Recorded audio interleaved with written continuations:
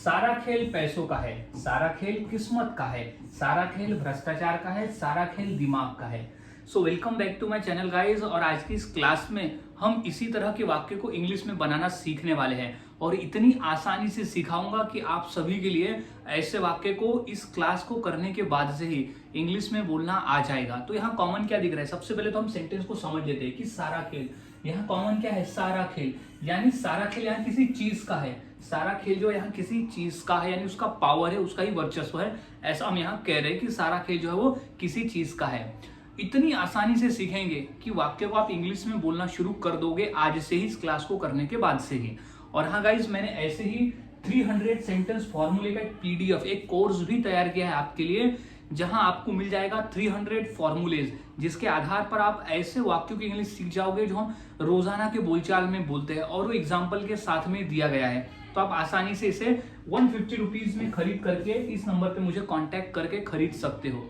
So guys, अब सीख लेते हैं कि इस तरह के वाक्य को हम इंग्लिश में कैसे बनाते हैं और कैसे बोलते हैं। तो सबसे पहले हमें समझ लेना होगा फॉर्मूले को, कि वो कौन सा फॉर्मूला है जिसके आधार पर हम इस तरह के वाक्य को इंग्लिश में बनाते हैं और बोलते हैं। तो सबसे पहले गाइस हमें लिखना होता है it's all about. It's all about का ही मतलब होता है कि सारा खेल।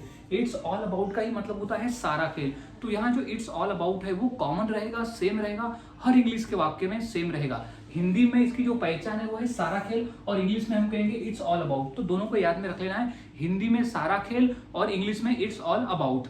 अब प्लस अदर वर्ड्स, अब हमें जो कहना है जिसका ये खेल है, जिसका सारा खेल है, वो अदर वर्ड्स में आ जाएगा जो हमें सिचुएशन के हिसाब से बोलना होगा। लेकिन यहाँ कॉमन है it's all about plus other words. अब हमने गाइस फॉर्मूले को समझ लिया। अब हम फॉर्मूले के आधार पर वाक्यों को 1 बाय 1 इंग्लिश में बनाना सीखते हैं। तो सबसे पहला हमारा वाक्य है कि सारा खेल पैसों का है। सारा खेल जो है वो पैसों का है, तो इसकी इंग्लिश क्या हो जाएगी? तो सबसे पहले हमें लिख देना है इट्स ऑल अबाउट, क्योंकि इसी का मतलब होता है कि सारा खेल।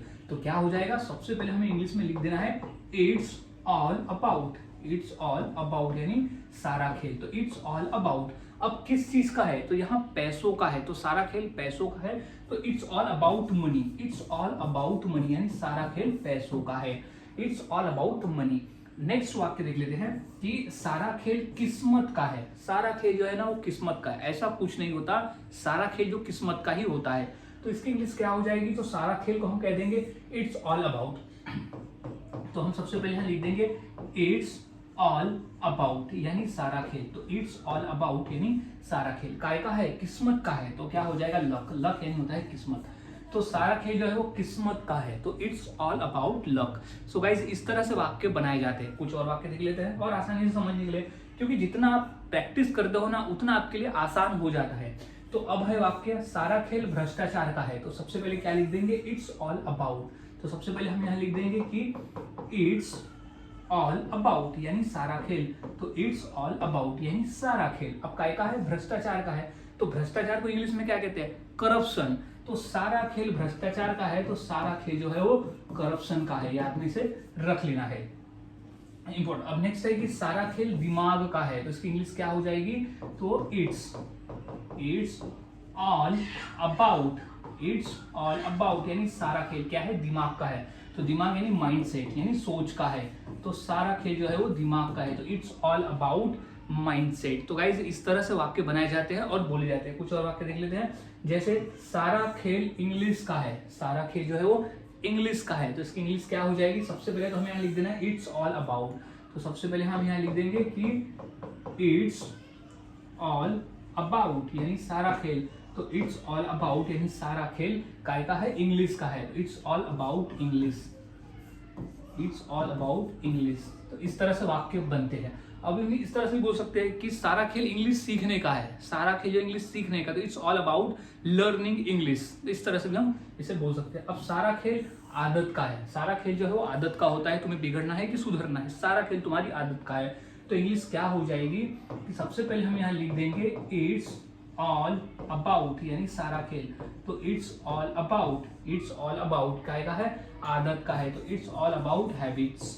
सारा खेल आदतों का है, जैसे आदतों का बोल सकते हैं। तो इट्स ऑल अबाउट हैबिट्स। तो इस तरह से गाइज वाक्य बनाए जाते हैं और बोले जाते हैं। काफी आसान है, आपको बस फॉर्मूले को याद में रखना होता है। फॉर्मूले को अगर याद में रखते हो तो आसानी से आप वाक्य को बनाना सीख जाते हो। तो इसी फॉर्मूले के आधार पर मैं दो वाक्य देता हूं। इंग्लिश क्या होगी जरूर बताइए। जैसे सारा खेल मोबाइल का है और सारा खेल बुरी संगत का है, बुरी संगत का है। तो ये दो वाक्य की इंग्लिश क्या होगी, इस फॉर्मूले के माध्यम से मुझे कमेंट करके जरूर बताएं। और वाक्यों की प्रैक्टिस करते रहे, जितना अधिक आप प्रैक्टिस करोगे उतना आसान होगा और उतने ही आसानी से आप ऐसे वाक्य को बनाकर बोल सकते हो। सो मिलता हूं ऐसे ही और नए फॉर्मूले के साथ अगली वीडियो में। तब तक के लिए चैनल के साथ बने रहे, वीडियोस को देखते रहे और प्रैक्टिस करते रहे।